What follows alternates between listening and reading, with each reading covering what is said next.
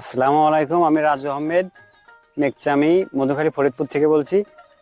তো এখানে আজ আমি উপস্থিত একটা কারণেই যে পেঁয়াজ চাষ করছি, গ্রীষ্মকালীন পেঁয়াজ, যেটা কিনা আমাকেও আশ্চর্যিত করেছে, পাশাপাশি আমার এলাকাবাসীকেও আশ্চর্যিত হয়েছে যে এরকম ফলন আমরা আশা করি নাই।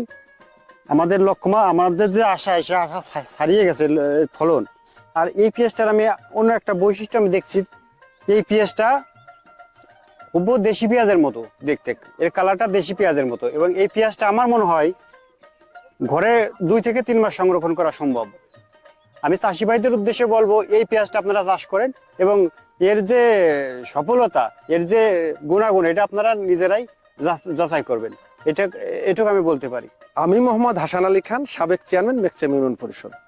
আসলে আমি খুব ফসল প্রিয় মানুষ। তা আমার বড় ভাগিনা এই ফসলটা করেছে। আসলে কি আমরা চিরদিনে জানতাম যে শুধু পৌষ মাঘ মাসেই এই পেঁয়াজ লাগাইলে হয়, কিন্তু এখন দেখছি 12 মাসই যে এই পেঁয়াজ হয়, এত সুন্দর পেঁয়াজ হয়, এটা আমার জানা ছিল না। আমি নিজেও এই পেঁয়াজটা করব এবং লাল তীরকে আমি ধন্যবাদ জানাই যে বিদেশ থেকে এই যে এত সুন্দর বীজ আমদানি করে আমাদের বাংলাদেশের সমস্ত চাহিদা মেটাবে এবং সব মানুষই যেন কৃষির দিক ঝুঁকে পড়ে এবং এই পেঁয়াজের দিক ঝুঁকে পড়ে এবং অ্যাভেলেবল এই বীজ যেন আমরা সাপ্লাই পাই। আসলে কি কৃষি আগে আমরা নিম্ন পর্যায়ে মনে করতাম, কিন্তু কৃষি যে কমার্শিয়াল নয়, শুধু কৃষি যে শিল্পে পরিণত হয়েছে, সেটা লাল তীর দেখাই দিয়েছে।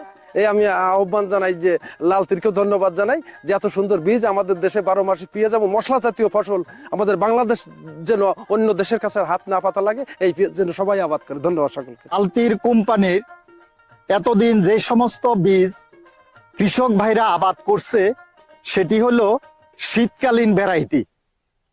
বাংলাদেশে গ্রীষ্মকালে যে এত সুন্দর পেঁয়াজ হয়, এটি কৃষকেরা আজকে এই আমাদের নতুন ভ্যারাইটি লাল তীর BGS 403 দেখেই তারা অবাক।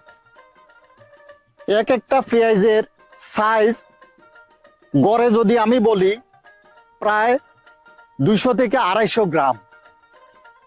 বিঘা প্রতি ফলন অন্তত আর মনে হয় 150 মণ ছাড়িয়ে যাবে।